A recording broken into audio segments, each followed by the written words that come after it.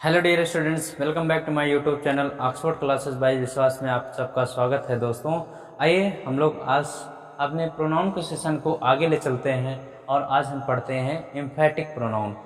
Emphatic pronoun हमने जैसे reflexive pronoun पढ़ा, पॉजेसिव प्रोनाउन पढ़ा है ना दोस्तों। तो आज हमने पढ़ना है हमको एम्फेटिक प्रोनाउन। एम्फेटिक प्रोनाउन होता क्या है तो जरा देखते हैं।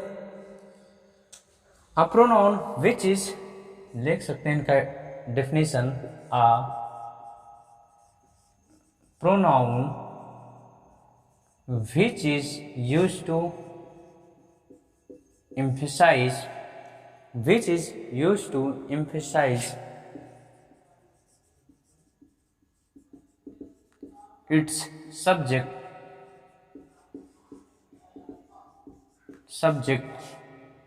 is called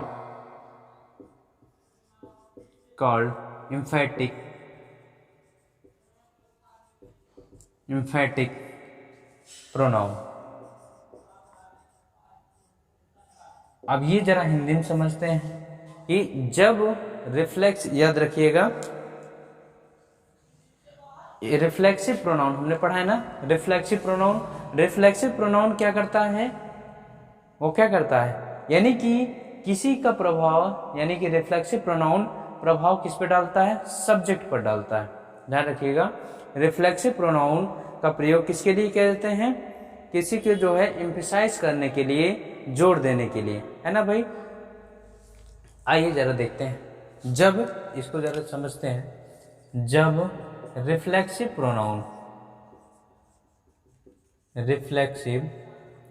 प्रोनाउन का प्रयोग, जब रिफ्लेक्सिव प्रोनाउन का प्रयोग जोर यानी कि एम्फसाइज, जोर यानी कि एम्फसाइज करने के लिए, देने के लिए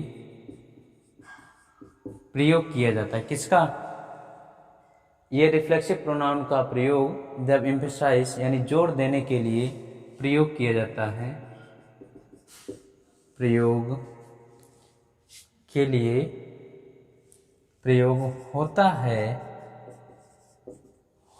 है तो एम्फेटिक प्रोनाउन कहा जाता है। एम्फेटिक प्रोनाउन कहा जाता है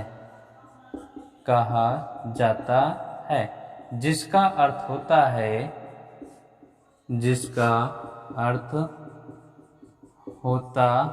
है, जरा देखिए क्या अर्थ होता है भाई, स्वयं या खुद, स्वयं या खुद।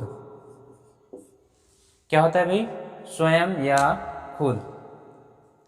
हमने पढ़ा था एक रिफ्लेक्सिव प्रोनाउन, क्या पढ़ा था, रिफ्लेक्सिव प्रोनाउन पढ़ा था कि नहीं भाई। अब ये क्या पढ़ रहे हैं, एम्फेटिक प्रोनाउन। अब जरा समझते हैं ये रिफ्लेक्सिव प्रोनाउन क्या होता है और एम्फेटिक प्रोनाउन क्या होता है। तो जरा समझ देखिए भाई, ये रिफ्लेक्सिव प्रोनाउन का प्रयोग हम लोग किसके बात करते हैं भाई, मेन वर्ब की बात करते हैं। रिफ्लेक्सिव प्रोनाउन का प्रयोग मेन वर्ब के बाद आपका रिफ्लेक्सिव प्रोनाउन का प्रयोग किया जाता है। बात समझ में, यानी कि रिफ्लेक्सिव प्रोनाउन का प्रयोग मेन वर्ब के बाद किया जाता है, लेकिन एम्फेटिक प्रोनाउन का प्रयोग है ना किसके बाद किया जाता है, नाउन प्रोनाउन के बाद। यानी कि एम्फेटिक प्रोनाउन का प्रयोग नाउन और प्रोनाउन के बाद एम्फेटिक प्रोनाउन आता है। बात समझ में, जैसे मैंने आपको रिफ्लेक्सिव का एक एग्जांपल देते हैं, जरा देखिए भाई। सी, यहां पर मैं लिखता हूं, जरा मैं इसको इरेज करता हूं दोस्तों। सी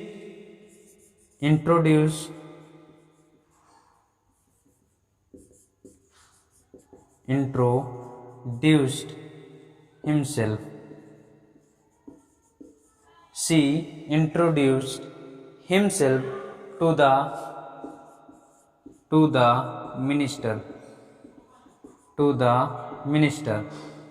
बात को ध्यान दीजिएगा भाई। आगे चलते हैं, मैं इसको लिखता हूँ दूसरा एक, द स्टूडेंट्स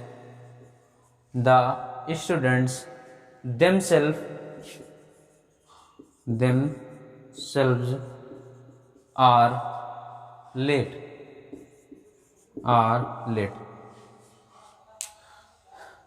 तो यहाँ बात समझना है दोस्तों कि ये देखिए, सी इंट्रोड्यूस्ड हिमसेल्फ, सी ने इंट्रोड्यूस्ड किया स्वयं को, सी ने इंट्रोड्यूस्ड किया स्वयं को। अब जरा यहाँ देखिए, द स्टूडेंट्स देमसेल्फ यानी कि छात्र स्वयं, तो यानी कि देखिए रिफ्लेक्सिव प्रोनाउन और एम्फैटिक प्रोनाउन दोनों एक ही होते हैं, बस इनका यूज थोड़ा सा अलग होता है दोस्तों, कि रिफ्लेक्सिव प्रोनाउन का प्रयोग हम वर्ब के बाद करते हैं, लेकिन एम्फैटिक प्रोनाउन का प्रयोग हम जस्ट नाउन और प्रोनाउन के बात करते हैं। बस इतना सा अंतर है, बाकी ये आकार में, रूपरेखा में एक ही होते हैं, एक ही वर्ड से बने होते हैं। Getting my point? तो यहाँ देखिए, यानी कि छात्र स्वयं क्या हो गए थे, लेट हो गए थे। तो यानी कि ये देमसेल्फ अपने वर्ब सब्जेक्ट पर एम्फेसाइज कर रहा है, यानी और यहाँ पर सी हिमसेल्फ यानी कि इसने स्वयं को इंट्रोड्यूस किया। तो यहाँ पर हम वर्ब के बाद यूज कर रहे हैं और यहाँ पर सब्जेक्ट के बाद यूज कर रहे हैं, बस। ठीक है दोस्तों, तो यही आपको जानना है कि एम्फैटिक प्रोनाउन क्या होता है और रिफ्लेक्सिव प्रोनाउन क्या होता है। ठीक है, जरा इसका एग्जाम्पल देख लीजिए भाई। एग्जाम्पल देखिए एम्फैटिक प्रोनाउन का। Alok himself is, Alok himself. अब इसका क्या अर्थ है भाई? अलोक हिमसेल्फ यानी कि अलोक स्वयं या अलोक खुद, अलोक स्वयं इज गुड। क्या है भाई? अलोक स्वयं अच्छा है, बट मैं थोड़ा सा बात को आगे बढ़ाता हूं, but not his friends, not his friends यानी कि आलोक स्वयं अच्छा है, लेकिन उसके मित्र, बट नॉट हिज फ्रेंड यानी कि उसके के सिवाय। बट नॉट का मतलब यहाँ क्या है? एक्सेप्ट, यानी कि उसके फ्रेंड के सिवाय, यानी उसके फ्रेंड के बजाय आलोक स्वयं क्या है? अच्छा है। Getting my point? आइए दूसरा एग्जांपल देखते हैं। देखिए, सीता herself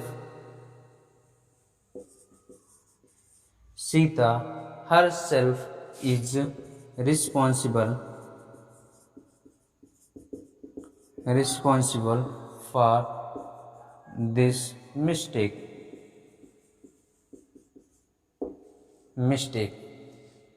है ना, कि सीता स्वयं या सीता खुद रिस्पॉन्सिबल है इस गलती के लिए, है ना। तो देखिए इसका एम्फेसाइज पड़ रहा है, किस पे पड़ रहा है? सीता पढ़ रहा है, तो Sita herself is responsible for this mistake. Getting point? तो याद रखिएगा थोड़ा सा कि सब्जेक्ट के अकॉर्डिंग उसका आपका रिफ्लेक्सिव प्रोनाउन आता है, तो ध्यान रखिएगा दोस्तों।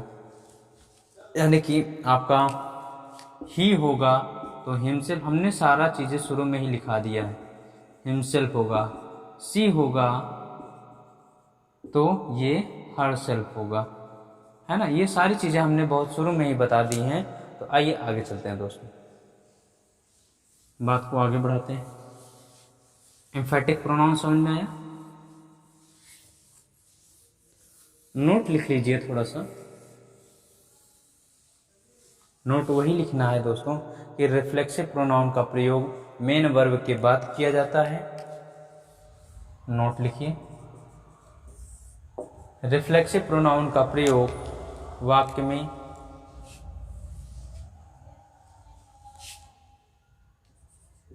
रिफ्लेक्सिव प्रोनाउन का प्रयोग वाक्य में मेन वर्ब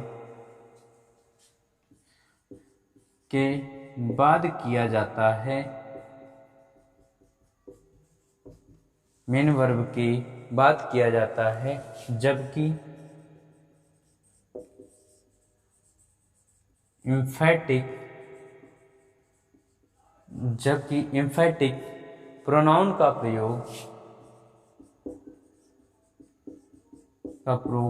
प्रयोग नाउन या प्रोनाउन के पश्चात किया जाता है,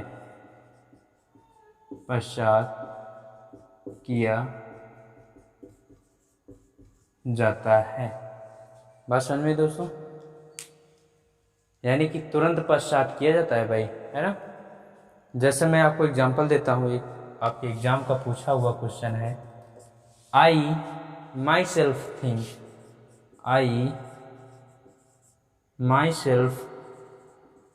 थिंक, मैं इसको पूरा अंडरलाइन कर देता हूँ या ब्रेकर कर देता हूँ, दैट दिस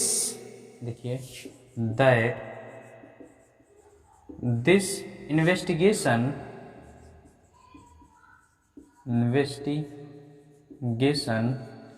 यानी ये जो आपका इन्वेस्टिगेशन है इज बायस्ड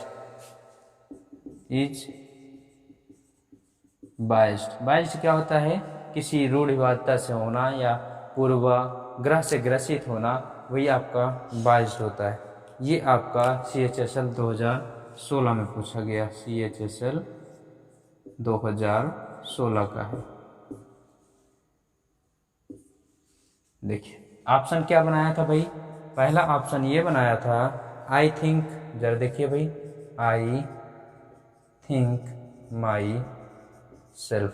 दूसरा ऑप्शन बनाया था आपका आई थॉट माई सेल्फ। तीसरा आपका बनाया था आई माई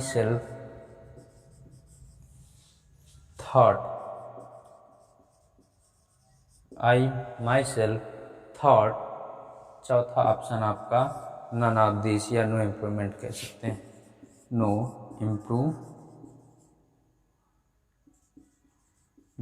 क्या सही होगा भाई बताइए, I myself think that this investigation is boss, यानी कि मैं स्वयं सोचा, मैं खुद ही सोचा और किसी का नहीं, मैं खुद ही सोचा कि ये जो आपका इन्वेस्टिगेशन है वो क्या है, बायस्ड है।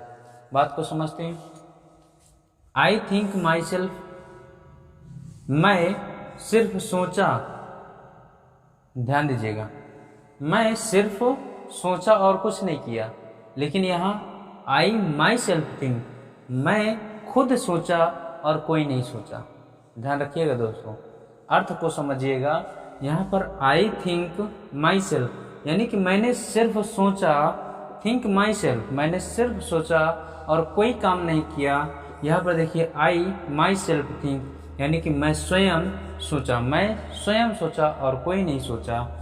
आगे देखिए, इस वजह से गलती है, यहाँ पर मैं स्वयं सोचूंगा यानी कि मैं सोचने के अलावा कुछ और नहीं किया, यहाँ का भाव निकल रहा है, तो ये गलत हुआ। I thought my self, thought जरा देखते हैं, थॉट लगाया है, सेकेंड फॉर्म है, यहाँ पर हमारा देखिए इज क्रिया है, प्रेजेंट टेंस चल रहा है, इस वजह से हमारा रॉन्ग है। आई माई सेल्फ थॉट, यहाँ थॉट लगाया है, इस वजह से गलती है, जो हमारा क्या ऑप्शन है, no improvement. Getting my point, बात को समझ में आई दोस्तों। चलिए आइए आगे चलते हैं।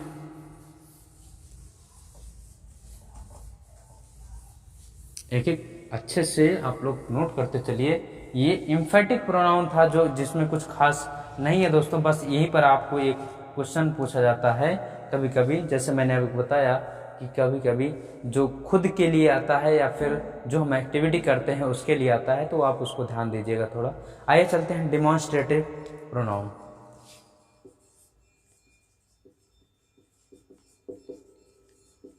डिमॉन्स्ट्रेटिव प्रोनाउन, डिमॉन्स्ट्रेटिव प्रोनाउन क्या होता है, किसी डिमॉन्स्ट्रेट करना, किसी चीज को प्रदर्शित करना। क्या होता है भाई, किसी चीज को प्रदर्शित करना। बात को समझते हैं, डिमॉन्स्ट्रेटिव क्या होता है, डिमॉन्स्ट्रेटिव होता है यानी कि जैसे मैं इसको थोड़ा सा समझ सकता हूँ, दूर या पास, दूर या पास के शब्द को दर्शाने के लिए या प्रदर्शित करने के लिए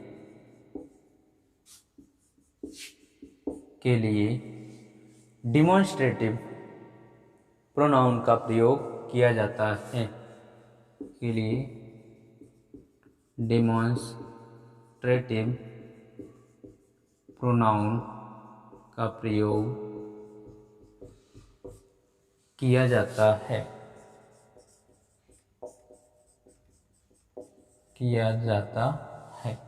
दूर या पास के शब्द को दर्शाने के लिए किसका प्रयोग किया जाता है भाई? डिमॉन्स्ट्रेटिव का प्रयोग किया जाता है। 4 बातें याद रखनी होती हैं डिमॉन्स्ट्रेटिव प्रोनाउन में। कौन कौन से? ध्यान दीजिएगा। This, that, these, those. ध्यान देखिएगा भाई, दिस, दैट, दीज, दोज। ठीक है भाई। देखिए, दिस बात को समझते हैं। दिस आपका कैसा नंबर का है? सिंगुलर नंबर का। किस नंबर का है? सिंगुलर नंबर का है। ये किसके सेंस में यूज होता है? नियर के सेंस में होता है। किसके सेंस में? नियर के सेंस में, यानी कोई वस्तु आपकी नजदीक होगी उसके सेंस में हम किसका यूज करते हैं? This. This is my house, this is my car, यानी कि वो आपको नियर, आपके कुछ दूर पर होगी लेकिन पास होगी, उसके सेंस में आपको ये दिस का प्रयोग है। यदि आपका सिंगुलर है तो नियर यानी दिस। ठीक, नियर होगा तो बात समझिए। सिंगुलर नंबर में यदि नियर की बात हो रही है तब दिस आएगा। जरा बात को आगे बढ़ाते हैं। दैट का प्रयोग, ये किस नंबर में? सिंगुलर नंबर में। लेकिन किसके लिए किया जाता है? ये फॉर के लिए किया जाता है, यानी कि कोई चीज आपकी दूर है, जैसे that is moon, that is sun, है ना, यानी कि वह चंद्रमा है, वह सूर्य है, वह तारे हैं, या फिर जो चीज आपकी दूर की वस्तु को शो करना है उसके लिए क्या करना है आपको? दैट। यदि सिंगुलर है तो दैट, प्लूरल है तो दैट। तो आपका क्या है? प्लूरल होगा। आगे बताते हैं। ठीक, जैसे दैट के लिए, दैट वॉज माई पेन, वह दैट वॉज माई पेन, वह मेरी पेन है। हो सकता है पेन दूर हो तो उसके लिए क्या कर दिया? That was my pen. आइए जरा, ये तो नियर और की बात होगी, दूर की बात होगी, ये सिंगुलर होगी। आइए, दीज क्या है? दीज, ये आपका दीज प्लूरल नंबर में प्रयोग किया जाता है। किसके लिए? नियर के लिए। किसके लिए? नियर के लिए, यानी कि मोर देन आपका 1 होगा यानी प्लूरल होगा तो नियर के सेंस में दी जाएगा। यदि आपका मोर देन 1 है और प्लूरल नंबर में है और आपका फार के सेंस में है तो आप किसका यूज करेंगे? फार का, है ना, दूर के सेंस यानी दोज का यूज करेंगे। Getting my point? यानी कि नियर के सेंस में यदि प्लूरल नंबर में है तो दीज का यूज करेंगे, यदि दूर का सेंस है प्लूरल नंबर में है तो दोज का यूज करेंगे, है ना दोस्तों। यदि फार है लेकिन सिंगुलर नंबर में है तो दैट, यानी कि दूर के सेंस में। यदि नियर के सेंस में है तो, यदि सिंगुलर नंबर में है तो दिस का यूज करेंगे। Getting my point? तो ये आपको याद रखना है। ये आपके डिमॉन्स्ट्रेटिव जो है प्रोनाउन आपके 4 होते हैं, दिस, दैट, दिस और दोज। ठीक है दोस्तों, जैसे मैं आपको एग्जांपल देता हूं, जरा समझिए।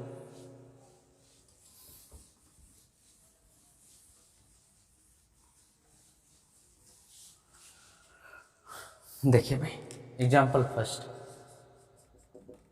This is my house. मैं बात करूं, दिस इज माई हाउस, है ना। दूसरा, that is my pen, that is my pen. हो सकता है थोड़ी सी दूर हो, सिंगुलर की बात हो रही, पेन आपका एक ही है। आइए तीसरे की बात करते हैं भाई, these are my books, these are my books. अब यहां पर देखिए दीज है प्लूरल नंबर में आया है, इस वजह से आपको क्रिया क्या लगानी पड़ी, आर लगानी पड़ी। चौथे नंबर की बात करते हैं, those. Those are my friend, are my friends, वे सब मेरे दोस्त हैं, मेरे मित्र हैं। ये देखिए दूरी के सेंस में आपका ये आ गया, नियर के सेंस में ये आ गया, दूरी के सेंस में ये आ गया, सिंगुलर है, और ये सिंगुलर है नियर के सेंस में। Getting my point? बोलिए भाई, बात को समझ में आई कि नहीं भाई? जरा आइए कुछ इनके रूल जानते हैं। तो रूल्स ऑफ डिमॉन्स्ट्रेटिव प्रोनाउन डालिए भाई, rule of demonstrative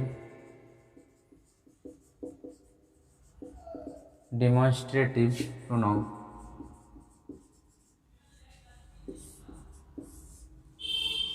rule of demonstrative pronoun. अब ये डिमॉन्स्ट्रेटिव प्रोनाउन का रूल क्या है भाई, जरा आइए समझते हैं एक एक रूल को। देखिए भाई, जो बहुत इंपॉर्टेंट रूल है, जो आपके एग्जाम में हर बार कहीं ना कहीं पूछा जाता है, यानी कि देखिए समझिए, दैट तथा those.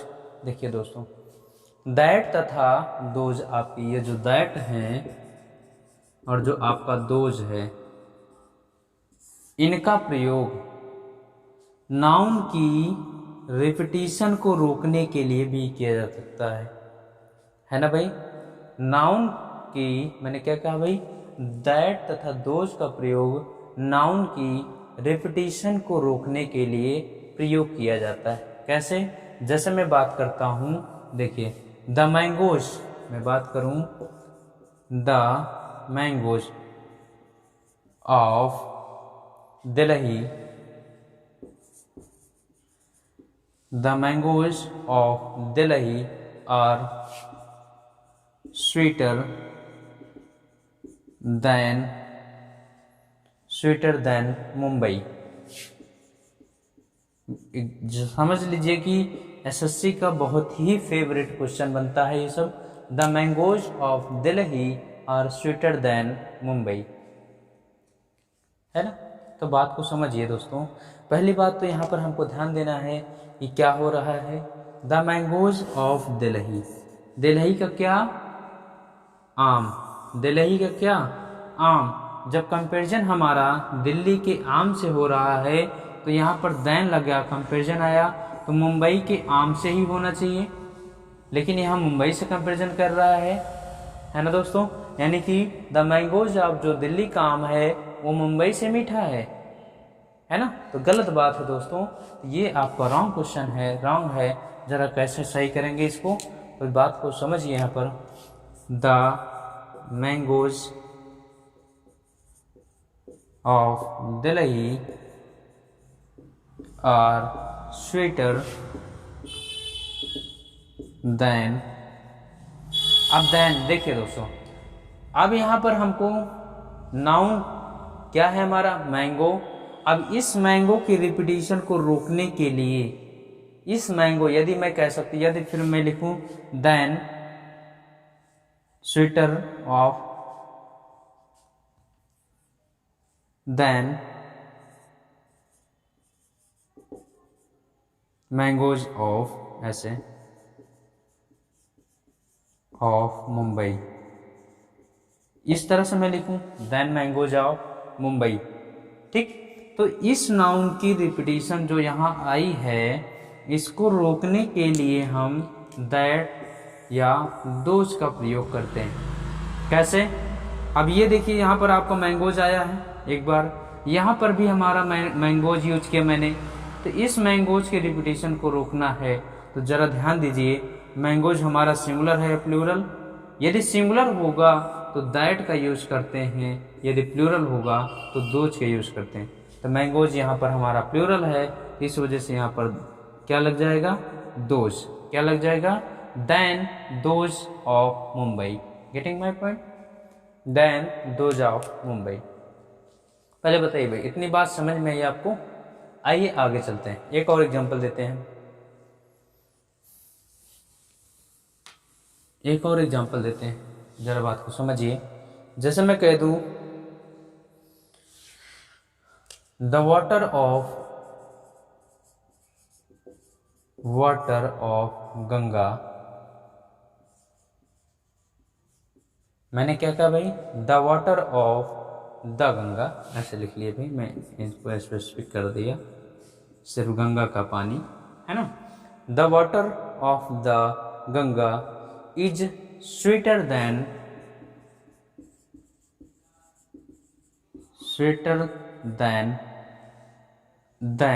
Other river of India, other river of India.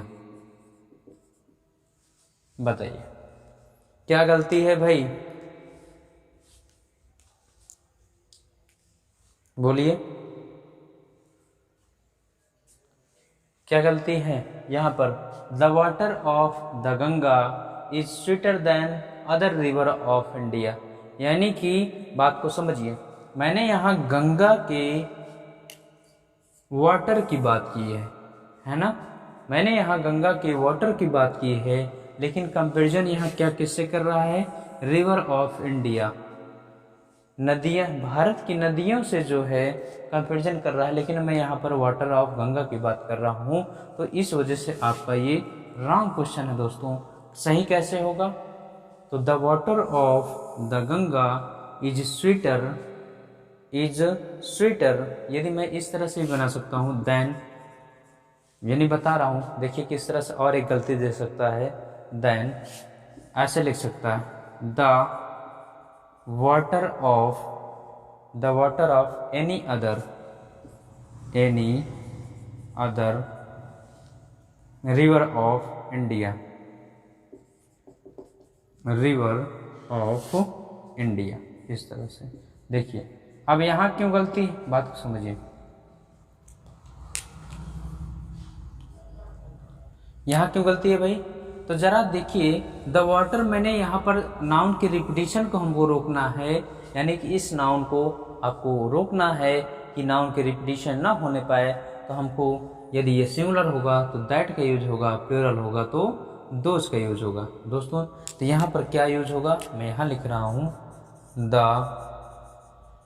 Water of India, sorry the water of the Ganga is sweeter than, अब देन जो गंगा है हमारा सिंगुलर है, इस वजह से हमने क्या लगा दिया, that of any other river of India, river of India. Getting point. तो दोस्तों इसको याद रखिएगा, डिमॉन्स्ट्रेटिव प्रोनाउन में बहुत अच्छा कॉन्सेप्ट है जो आपको हर बार एसएससी की एग्जाम में फंसाता है ना दोस्तों। तो बात समझ में आई यहाँ तक कि नहीं भाई, बोलिए।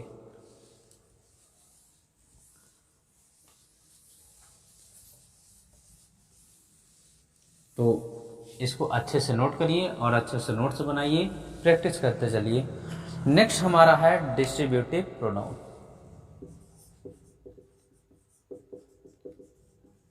डिस्ट्रीब्यूटिव प्रोनाउन ये हम लोग नेक्स्ट वीडियो में पढ़ते हैं दोस्तों। तो सेशन कैसा लगा कमेंट बॉक्स में ज़रूर बताइएगा। मिलते हैं नेक्स्ट वीडियो में, तब तक के लिए thanks for watching, thank you.